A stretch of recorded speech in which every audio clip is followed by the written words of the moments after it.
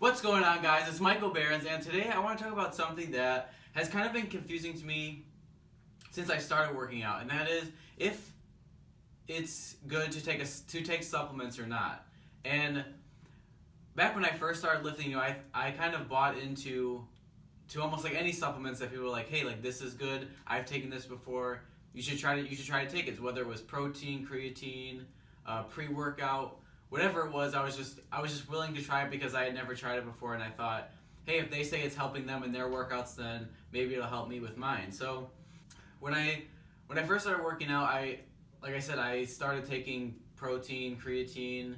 I was on a pre-workout for a little while, but as I started to learn more and more about supplements, I realized that everything that you can get in a supplement, you can get by just having a balanced diet and focusing on what you're eating. Whether you after a workout you have a higher carb, higher protein meal than you would normally, instead of taking a supplement that you might have paid 40, 50, even up to like $80 for. So I mean, for me, it's also a way of saving money as a college student, and just to save money in general by reverting that to food instead of relying on a supplement that I would probably have to buy every month. And I also think that it's just important. I think that it's better that you'd be better off by just incorporating food that can replace a supplement, because if you're getting it in your food, then like I said, you won't have to put out that extra money to actually buy a supplement. And I just want to bring up some background on the supplement industry. And the background that I'll bring up is actually from a book that I read called Do You Believe in Magic? And it was written by a medical doctor who just kind of sets some background and talks about just some things about the supplement industry that might not be like common knowledge or talked about as much. And for one, it's a $34 billion industry, and that was as of 2012.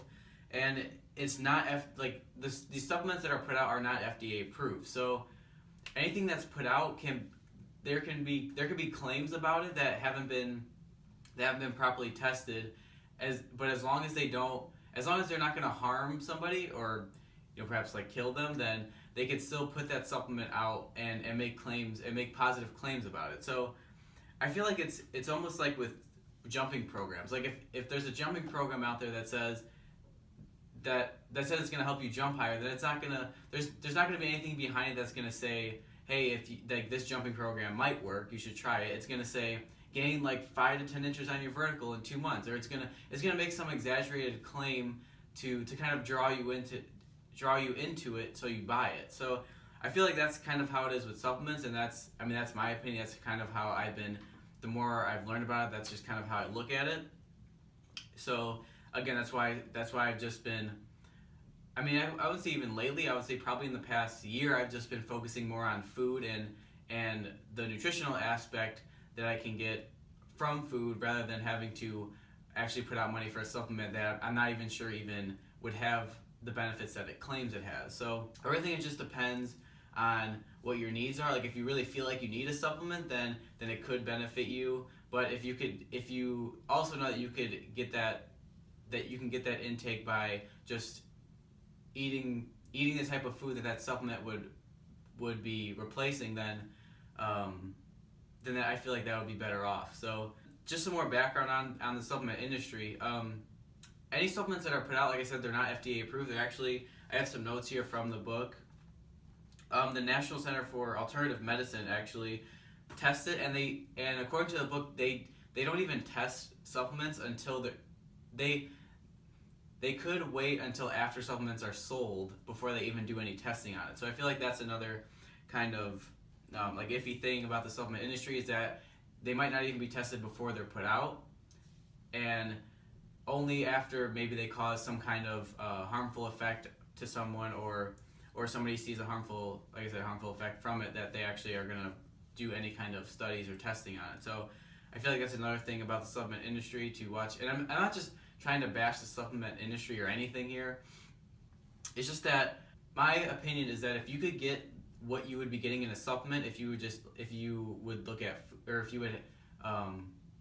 eat the types of food that would have what that supplement would have, then A, it would be saving money, and B, it wouldn't have to be like something you'd have to rely on to have all the time. So I feel like it's just better if you can incorporate the types of foods that can help you with your diet or with your nutritional needs than having to rely on a supplement and, like I said, put out the extra money for it and all that. So right now I'm actually not on any supplements. The only type of, I guess, pre-workout you could say I have is caffeine, which is just from coffee that I have before my workouts. But other than that, I don't take any protein, creatine, anything. So, and I mean, like I said, from before, I feel like I don't feel any different almost than how I felt when I was taking supplements before when I first started working out, or even like 2-3 years ago.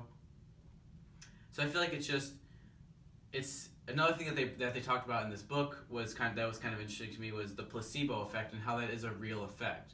And just because it's not a science, it might not be a scientific effect.